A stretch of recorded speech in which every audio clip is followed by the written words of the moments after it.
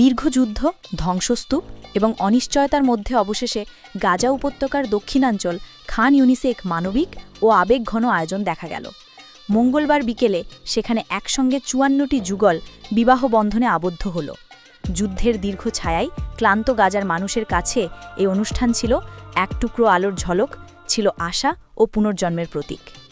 অনুষ্ঠানস্থলটি ছিল একটি খোলা আঙিনা, চারদিকে ভাঙা বাড়ি, ক্ষতবিক্ষত দেয়াল, কিন্তু মাঝখানে সাদা কাপড় ঝোলানো একটি ছোট মঞ্চ। নবদম্পতিরা ঐতিহ্যবাহী পোশাকে উপস্থিত হন। বরদের বেশিরভাগই সাদামাটা স্যুট আর কনেরা সাদা বা ফিলিস্তিনি নকশিকাঁথা শৈলীর পোশাকে আসেন। অনেকের মুখে ক্লান্তি, তবু চোখে ছিল আনন্দের দীপ্তি। বেশ কিছু যুগলের বিয়ে হওয়ার কথা ছিল ২ বছর আগে, কিন্তু অবিরাম সংঘর্ষে সব থমকে যায়। ঘরবাড়ি ধ্বংস হওয়া, বাস্তুচ্যুতি, প্রিয়জন হারানোর বেদনার মধ্যেও তারা সিদ্ধান্ত নেন জীবনকে থামতে দেয়া যাবে না। বিবাহবন্ধনে আবদ্ধ হয়েছেন ৫০টিরও বেশি দম্পতি। কেউ প্রস্তাব দিয়েছিলেন যুদ্ধের আগেই, আবার কেউ অক্টোবর ২০২৩-এ হামাসের ইসরায়েল আক্রমণের পর শুরু হওয়া গাজা যুদ্ধের পর।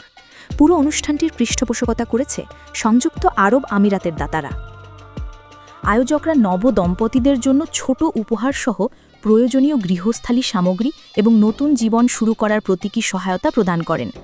আয়োজকদের মতে মানুষকে মনে করিয়ে দেওয়া দরকার যে সুখ, পরিবার ও ভালোবাসা যুদ্ধের চেয়ে শক্তিশালী। এই আয়োজন দেখতে ভিড় করেন শত শত মানুষ।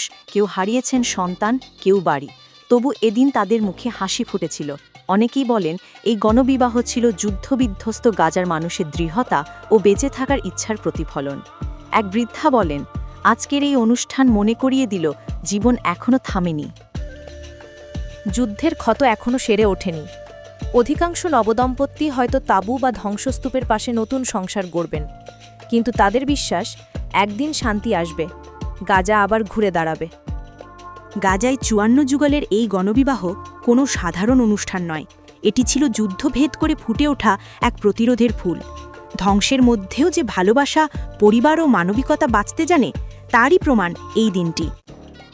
এই গণবিবাহ যেন গাজার আকাশে বলে গেল, যুদ্ধ যতই দীর্ঘ হোক, জীবন তার পথ খুঁজে নেয়।